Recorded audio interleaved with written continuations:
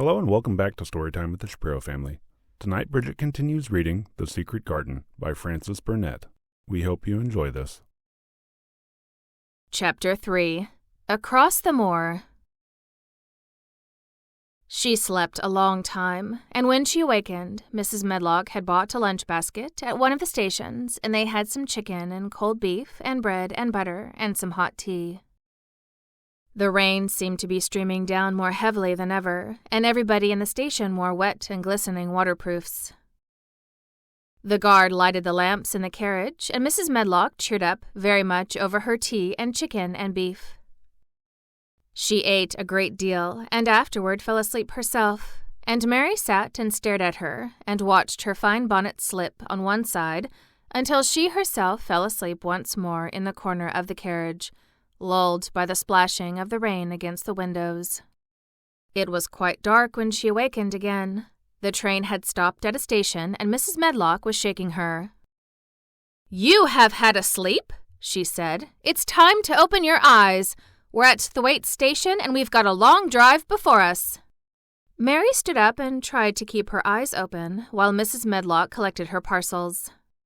The little girl did not offer to help her, because in India, native servants always picked up or carried things, and it seemed quite proper that other people should wait on one.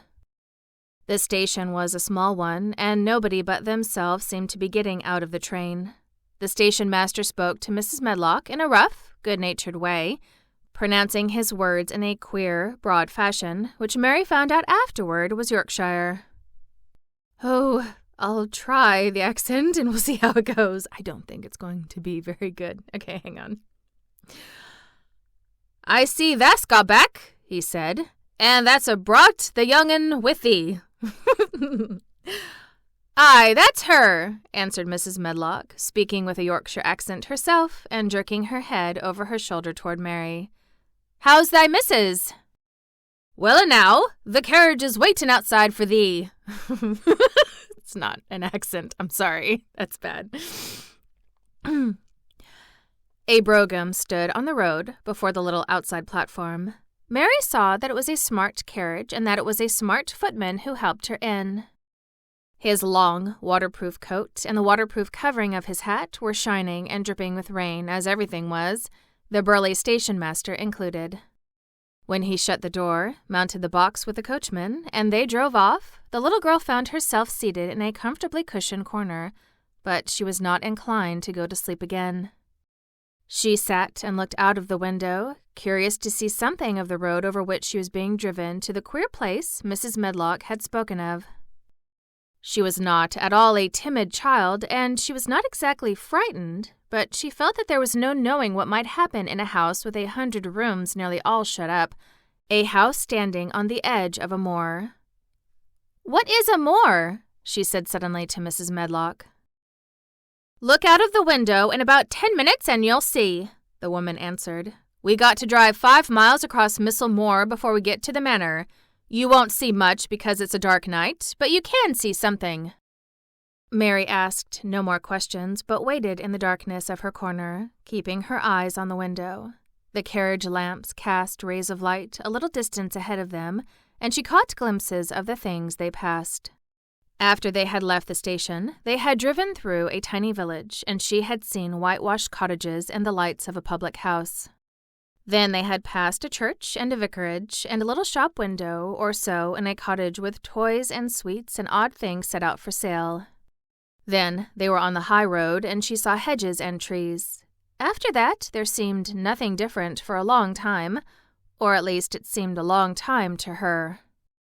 At last, the horses began to go more slowly, as if they were climbing uphill, and presently there seemed to be no more hedges and no more trees. She could see nothing, in fact, but a dense darkness on either side. She leaned forward and pressed her face against the window just as the carriage gave a big jolt. "Hey, we're on the moor, sure enough now," said Mrs. Medlock.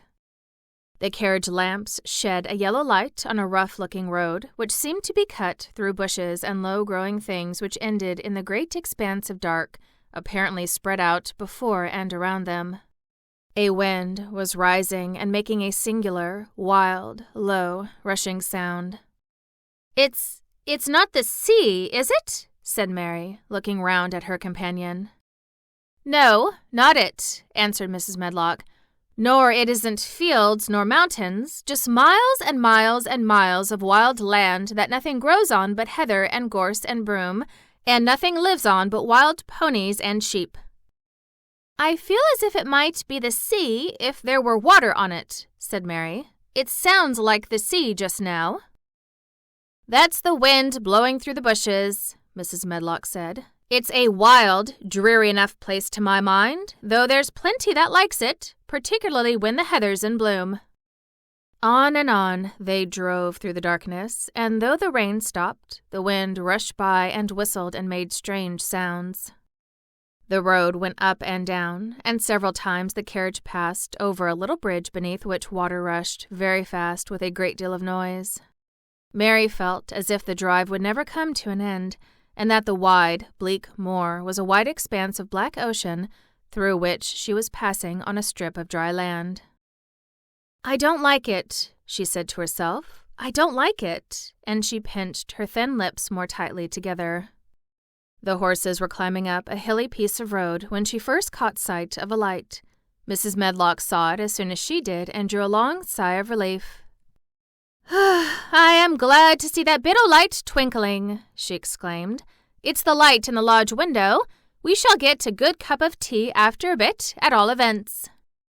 It was after a bit, as she said, for when the carriage passed through the park gates there was still 2 miles of avenue to drive through, and the trees, which nearly met overhead, made it seem as if they were driving through a long, dark vault. They drove out of the vault into a clear space and stopped before an immensely long but low-built house which seemed to ramble round a stone court. At first, Mary thought that there were no lights at all in the windows, but as she got out of the carriage, she saw that one room in a corner upstairs showed a dull glow. The entrance door was a huge one, made of massive, curiously shaped panels of oak, studded with big iron nails and bound with great iron bars. It opened into an enormous hall, which was so dimly lighted that the faces on the portraits on the walls and the figures in the suits of armor made Mary feel that she did not want to look at them. As she stood on the stone floor, she looked a very small, odd little black figure, and she felt as small and lost and odd as she looked. A neat, thin old man stood near the manservant who opened the door for them. "You are to take her to her room," he said in a husky voice. "He doesn't want to see her. He's going to London in the morning." "Very well, Mr. Pitcher," Mrs. Medlock answered. "So long as I know what's expected of me, I can manage." "What's expected of you, Mrs. Medlock," Mr. Pitcher said, "is that you make sure that he's not disturbed and that he doesn't want to see what he doesn't want to see." And then Mary Lennox was led up a broad staircase and down a long corridor, and up a short flight of stairs and through another corridor and another, until a door opened in a wall, and she found herself in a room with a fire in it and a supper on a table. Mrs. Medlock said unceremoniously, "Well, here you are. This room and the next are where you'll live, and you must keep to them. Don't you forget that." It was in this way Mistress Mary arrived at Misselthwaite Manor, and she had perhaps never felt quite so contrary in all her life. Thank you so much for listening. Be sure to join us next episode for Chapter 4, Martha. If you enjoyed the story, please rate, review, tell your friends, subscribe so you don't miss a chapter, and as always, good night.